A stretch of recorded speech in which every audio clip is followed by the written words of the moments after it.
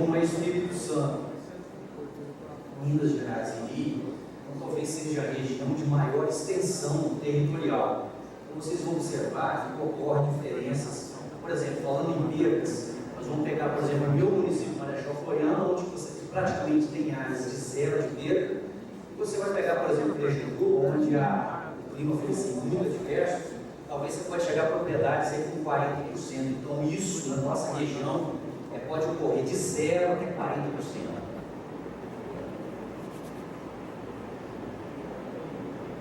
Então, com relação às ações, atitudes que o grupo levará para a região, origens produtoras, necessidade de melhoria do setor de inteligência para maior monitoramento das origens produtoras de café.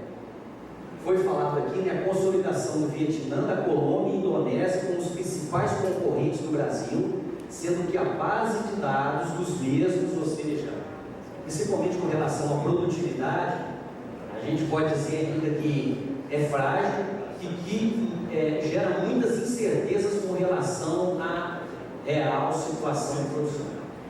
Impactos da seca, necessidade de ações de pesquisa e extensão rural para reduzir os efeitos dos veranicos na produção do cafeiro, tais como irrigação, cultivares, sombreamento e mais algumas aí que poderiam ser citadas. Com relação à comercialização, o mundo vai crescer em torno de 4%, o que é um bom indicativo para o consumo crescente de café. Já no cenário interno, existe a tendência de baixo crescimento devido à alta inflação, o que pode influenciar na forma negativa com relação ao consumo aqui no Brasil. É o que o grupo acha. O mercado continuará muito especulativo, a gente sabe disso, com bastante volatilidade, muito dependendo da situação de produção das principais origens de produtores e das condições climáticas dos países produtores. A gente sabe disso, isso é coisa de 100 anos. Produtor só ganha dinheiro com café quando tem condição climática. A gente sabe disso. A gente fala ganhar dinheiro com café para trocar o carro, comprar uma casa nova para o filho e etc. Gestão das propriedades. Necessidade de melhoria de gestão das propriedades como fator primordial para o desenvolvimento do setor. Outro fator preocupante é a sucessão dentro das propriedades. Principalmente isso ocorre muito na zona da Mata Espírito Santo.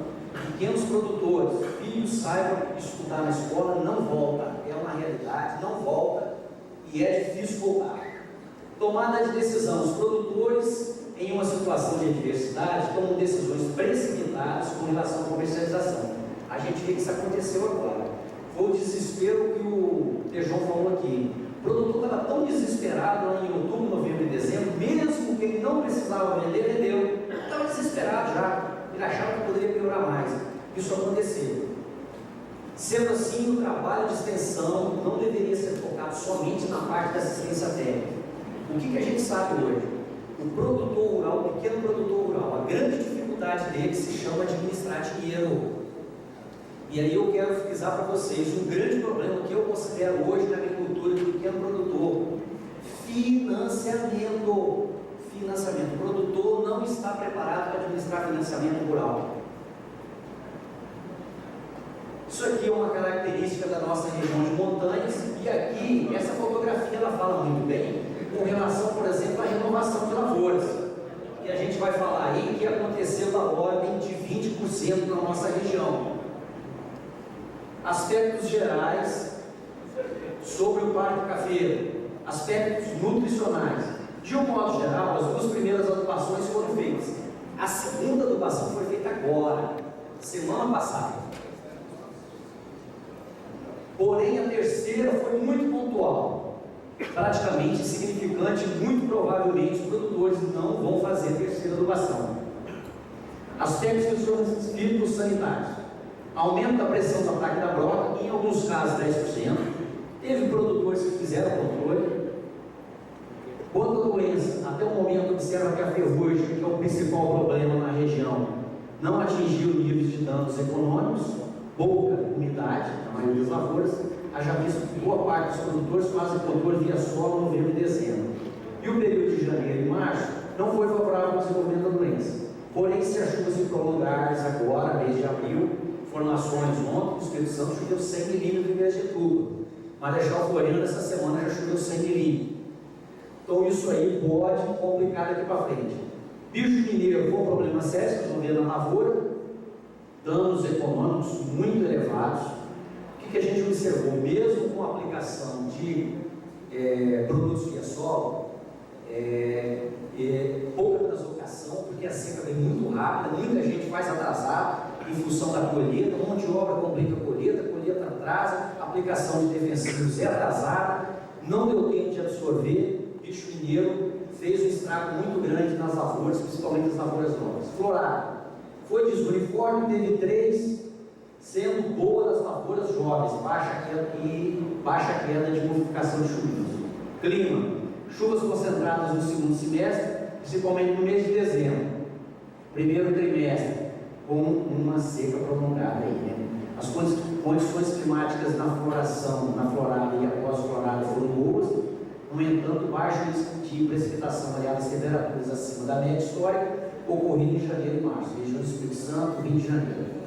Enchimento de grãos, lavouras novas, até a terceira safra. É o maior problema, formação do grão, um chochamento aí que a gente acredita de 20% a 30% e bastante seca nos ponteiros. Lavouras velhas vão sofrer menos, um impacto aí se acredita de 10%. Então aqui vocês observam uma lavoura nova e aqui mostrando inclusive a característica da região de montanhas, solo desprotegido. Então você observa uma lavoura dessa, por exemplo, que está bem desfolhada, né? E vai ter uma perda grande aqui. Então aqui você observa outro padrão de lavoura, muito ruim, isso aí é região do Espírito Santo, né? Eu particularmente fiz até um trabalho, eu andei 40 propriedades nesse período de seca, praticamente todos, a representação dos municípios do Espírito Santo, fiz esse levantamento. Aqui lavouras velhas, baixa produção, e você encontra, claro, lavouras melhores, produtores bons que estão capitalizados, como é um caso desse produtor, por exemplo, de Alfredo Chaves, ok? Aqui uma informação com relação então ao clima, né? Aqui lá do CEPEC, lá da Eringe, de 94 até 2013, média de temperatura 24, agora em janeiro de 2014, média de 25,1, ou seja, um aumento de 1 grau. Precipitação aqui, olha só, a média de 283, 282 e 2014, 23. Então, isso aí já fala tudo, né? Déficit de 129, ok? Aqui mostrando a temperatura acima, índice pluviométrico, aqui embaixo, bem abaixo da média, né, que é de 94 a 2013 aqui, e a temperatura também acima da média. Bom, previsão de investimento. Se os preços do café não estiverem nesse patamar, a previsão que os investimentos podem crescer. Houve muita renovação no passado, em 2013, porém para 2014 e 2015 o índice de renovação será menor. Insumos, retração de investimento, devido aos baixos preços do café no ano passado. Claro, esse preço aí, basicamente, 90% dos produtores já tinham vendido. A gente sabe disso, e isso infelizmente acontece com a política pública do Brasil. O governo, o Ministério da Agricultura só tomou posição de transferir as dívidas, de adiar as dívidas dos produtores em 15 de novembro de 2013, quando, vamos falar assim, a maioria dos pequenos produtores já tinham liquidado suas dívidas, que vencem em setembro e outubro, normalmente setembro e outubro. Certificação, o processo de certificação tem caminhado muito lentamente, pois apesar de não trazer ganhos indiretos à propriedade, no entanto, nem sempre existe uma agregação de valor. Comercialização, a maioria dos agricultores terão que vender parte da produção ainda no decorrer da colheita. Isso todo ano se faz isso, porque mais de 90% dos produtores não estão capitalizados, a gente sabe disso, vai entrar na safra de café com a corda no pescoço, vai ter que vender café. Isso é uma coisa normal que acontece todo ano. O restante da safra será comercializado sem planejamento, e em sua maioria através de atravessadores locais. Eu não diria atravessadores aqui, comerciantes locais, mas tudo bem, é a mesma coisa, né? Qualidade. Haverá uma perda devido às condições climáticas, principalmente o percentual de descascamento. Até eu acho que o descascamento pode aumentar, mas o volume de café vai ser menor. E claro que esse café, quem bebe café sabe disso, esse café vai chegar mais cedo em função da seca. Provavelmente em um mês antecipado. Se antecipa por colheita de café, esse café na xícara vai dar uma astringência, com certeza a qualidade vai ficar comprometida. Outros assuntos relevantes: mecanização da colheita, expansão do número de máquinas automotrizes, principalmente ali na região da zona da Mata Mineira mesmo, 10 máquinas, aumento do uso de içadeiras, isso aí é uma realidade, claro. Renovação, lavouras com previsão de safra abaixo de 25 sacas sofreram poda drástica na nossa região, a maioria reserva e decote, ou seja, em torno de 15 a 20%. Diminuição do crescimento vegetativo que irá refletir na diminuição da carga pendente para a próxima safra. Mas isso para mim é uma interrogação, porque para mim é o seguinte: crescer 1, 2 ou 3 nós a menos não significa que a próxima safra vai diminuir. A gente sabe disso. Para fazer 1 quilo de café pilado, eu posso fazer com 1000 grãos, mas eu posso fazer com 500, depende da peneira. Então é muito relativo você falar que cresceu menos vai produzir menos. Eu não posso falar isso. E a área estimativa de safra, área plantada. Então, se você pegar ali a zona da mata com o Rio de Janeiro, 360 mil hectares, o Espírito Santo 190, a área podada 20%, ou seja, 72 mil hectares, e no Espírito Santo 20%, 38 mil. Área de renovação, a gente botou aqui 5%, mas eu até acredito que é menos do que isso. Algumas regiões, se falarem 2%, eu acredito mais nesse número aí, de 2 até 5%. Aumento de área não tem, a gente sabe disso, é muito mais fácil diminuir do que aumentar.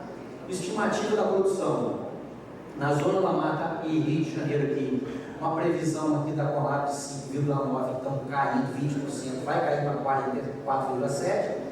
Espírito Santo, uma área colhida de 152 mil, vai cair os 20%, isso aí vai cair para 2,4 milhões, é o que a gente acha.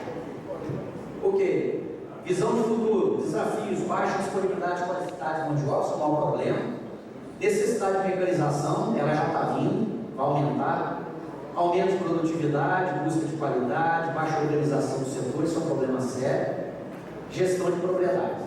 As oportunidades, produção de cafés diferenciados, isso a gente sabe que as montanhas podem fazer, essa é uma verdade. História e culturas ligadas ao setor, aumento constante do consumo de café, estreitamento do relacionamento entre produtores e compradores.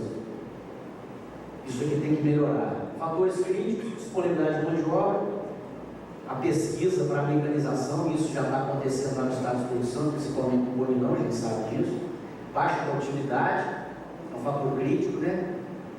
Legislação, é um fator crítico, baixa organização, políticas públicas também, e adversidades climáticas.